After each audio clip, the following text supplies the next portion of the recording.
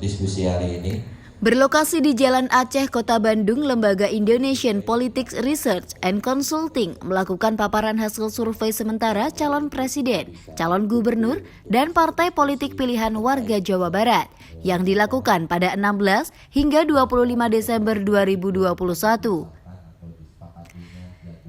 Di hadapan para perwakilan partai politik, diulas survei yang telah dilakukan terhadap warga berusia di atas 17 tahun yang berada di 18 kabupaten dan 9 kota di Jawa Barat. Sementara ini, bila pemilihan gubernur Jawa Barat dilakukan pada saat ini, hasilnya Ridwan Kamil akan kembali terpilih. Sampel dalam survei ini sebanyak 1.200 orang dengan metode penarikan sampel melalui multistage random sampling dengan margin of error rata-rata sebesar kurang lebih 2,87% pada tingkat kepercayaan 95%.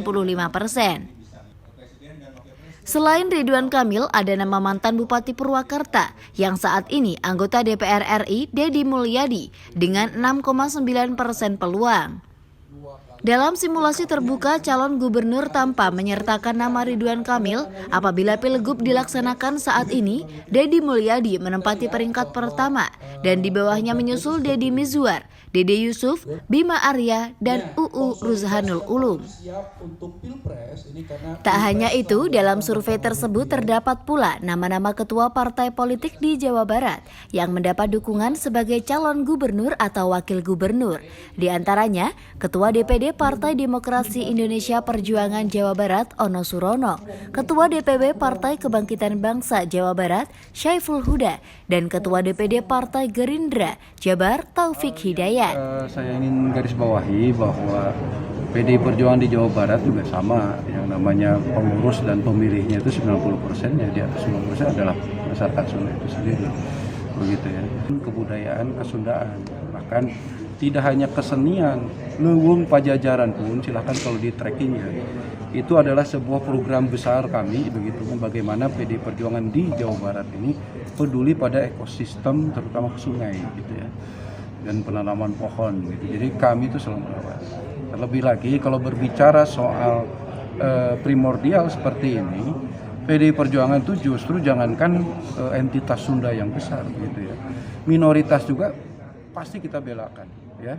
Jadi calon alternatif di luar RK ya, karena kemarin misalnya kita dalami survei 3-4 bulan yang lalu kan calon perempuan muncul ya, tapi kemudian ketika diekspos lebih dalam lagi ternyata pemilih perempuannya nggak memilih perempuan. Jadi kemudian posisi Deddy Mulyadi menjadi lebih bisa dikenal publik karena dia punya YouTube yang aktif ya. Saya kira ini salah satu efek media sosial yang luar biasa. Selain gubernur, disampaikan juga simulasi untuk pilpres seperti Prabowo, Ganjar Pranowo, Anies Baswedan, dan lain-lain. Hasil survei ini menampakkan kondisi politik di Tatar Pasundan saat ini. Posisi sosok-sosok yang digadang-gadang akan maju dalam pemilihan 2 tahun mendatang bisa lancar asalkan tidak diganggu isu-isu yang sensitif.